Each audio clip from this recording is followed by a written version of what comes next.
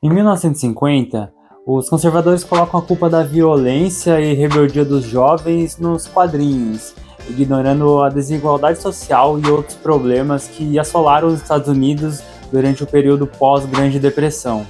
Nem Marvel nem DC podiam com a máquina da propaganda que se instaurou. Deputados chamaram editoras para prestar depoimentos sobre suas obras e pediram por um basta nessas mídias que desvirtuavam as crianças e os adolescentes. Agora, todas as obras desse tipo tinham de passar pelo temido Código de Ética dos Quadrinhos. Títulos de suspense, monstros ou com algum teor mais agressivo foram deixados de lado pelos vendedores e o mercado entrou em declínio.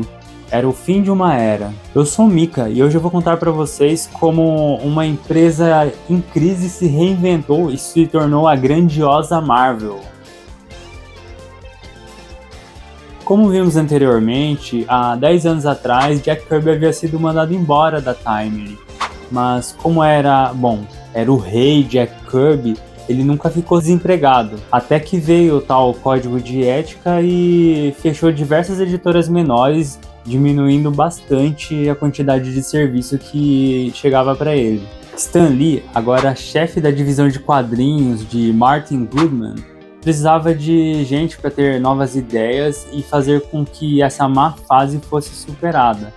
Ele então convidou Kirby para trabalhar novamente consigo.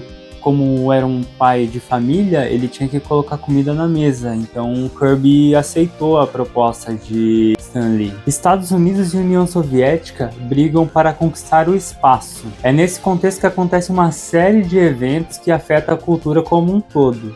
No cinema se destaca o incrível 2001, Uma Odisseia no Espaço, que em 1968 tinha visuais de cair o queixo até hoje.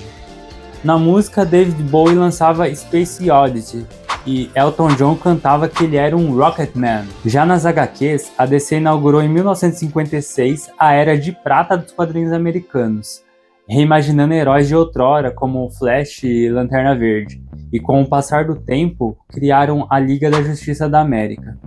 Esse novo tom de lei e ordem é uma resposta à opinião pública, que não estava nada boa para os quadrinhos nessa época.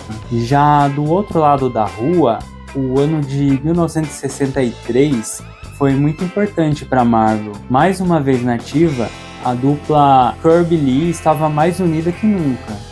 E em 8 de agosto de 1961, nasce o Quarteto Fantástico. É também nessa época que surge o Hulk.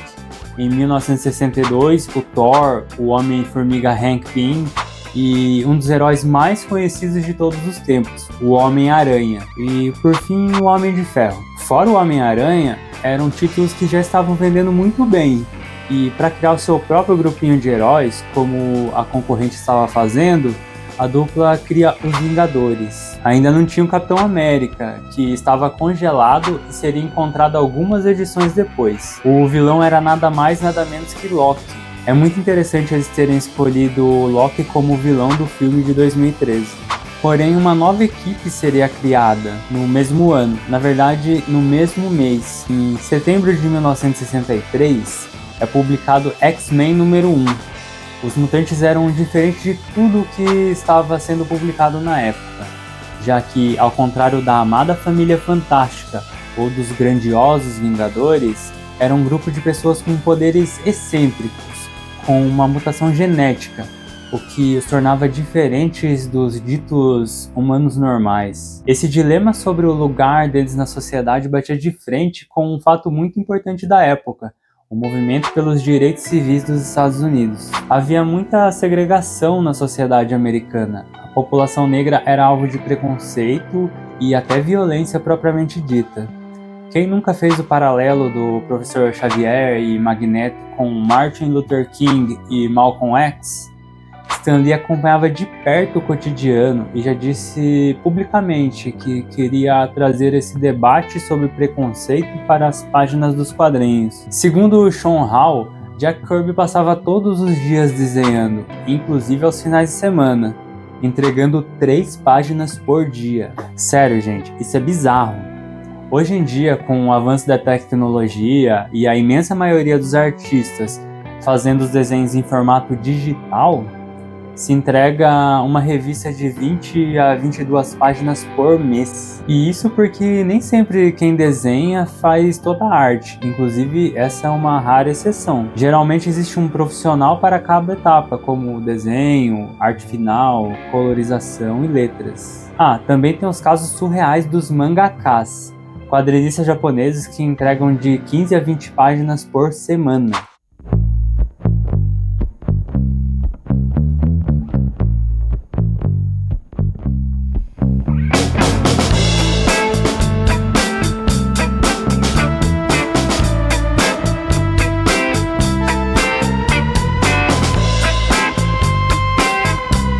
Nesse caso, as obras são em preto e branco, e geralmente eles contam com assistentes para fazer algumas etapas. Eu li recentemente um outro quadrinho do Kirby, O Quarto Mundo. Em breve eu quero fazer uma resenha, inclusive. E lá é destacado: História, Desenho e Edição de Jack Kirby. E esse título é de 1970. Ou seja, ele já havia passado pelo menos uma década fazendo quase que o trabalho completo numa HQ. Eu tenho pra mim que, obviamente, Kirby tem uma habilidade extremamente fora da curva, e ele era diferente. Mas uma coisa que não anula o comentário anterior é que ele tem aprendido a trabalhar rápido desse jeito lá atrás, no antigo emprego dele no estúdio Fleischer. Se você viu o vídeo sobre a história da animação, vai lembrar que ele não gostava de trabalhar lá, por ser um serviço muito monótono, engessado e quase que um apertar de parafusos, e que ele precisava desenhar a mesma coisa, preencher folhas de maneira metódica e padronizada. Isso o destruía por dentro. Ele incorporou tudo de bom e útil que viveu e aprendeu nesse trabalho e aplicou na sua vida, que mesmo sendo um trabalho, mesmo pagando pouco, era o que ele amava fazer. Lembrando que a Marvel não pagava royalties para ele, e isso perdurou por décadas. Apenas recentemente houve um acordo com a Disney, que hoje é dona da Marvel, com os familiares de Kirby para acertar esses valores. Porém, não encontrei mais detalhes sobre isso. Agora, falando um pouco sobre Steve Ditko, bem pouco, pois quero abordar sua obra em outro momento. Ele foi o criador do Homem-Aranha, e seu Peter Parker era todo pessimista, para baixo. Muito desses traços lembrava o próprio autor, que se mantinha sempre isolado dos outros. Ele fazia questão de fazer o seu melhor, se empenhar ao máximo no trabalho que fazia, e aquilo não era necessariamente o que representava ele, era só trabalho. E mesmo assim, a arte de Ditko era diferente de tudo. Como pode alguém que fala que não se envolve com sua arte entregar algo tão intenso quanto o que ele entregava? Existem muitos tipos de artistas, não é mesmo? Ditko também criou o Mago Supremo, o Doutor Estranho. Outro artista da época era Don Heck. Ele fica um pouco sumido nessa história, nesses primeiros passos da Marvel, mas ele era um excelente desenhista. Durante muito tempo foi o responsável pelo Homem de Ferro. Inclusive, a criação do personagem é uma combinação entre Kirby, Ditko e Heck, cada um adicionando algo. Também viria a desenhar os Vingadores no futuro. Bill Everett, o criador do Namor, também voltaria à Marvel, dessa vez para criar o Homem Sem Medo, o Demolidor. Ele permaneceu pouquíssimo tempo na editora porque não conseguia entregar o trabalho nos prazos combinados, deixando o título para outros desenhistas, como o próprio Ditko. Kirby também ajudou no design desse personagem. Kirby e Ditko são reflexos de uma época onde a arte era, além de algo belo e inspirador, um trabalho extremamente mecânico, desgastante e mal remunerado.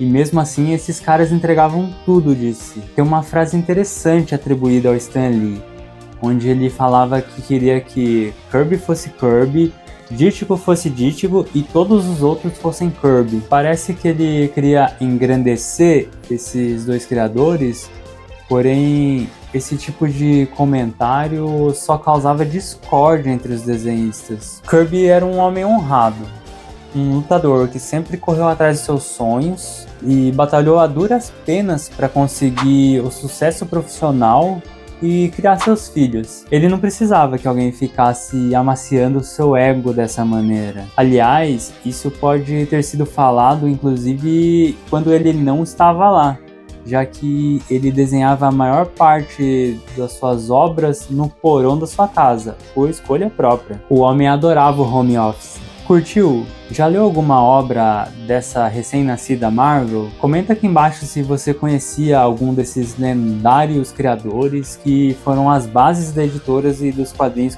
como conhecemos hoje. Esse foi um pequeno vislumbre das primeiras obras da Marvel.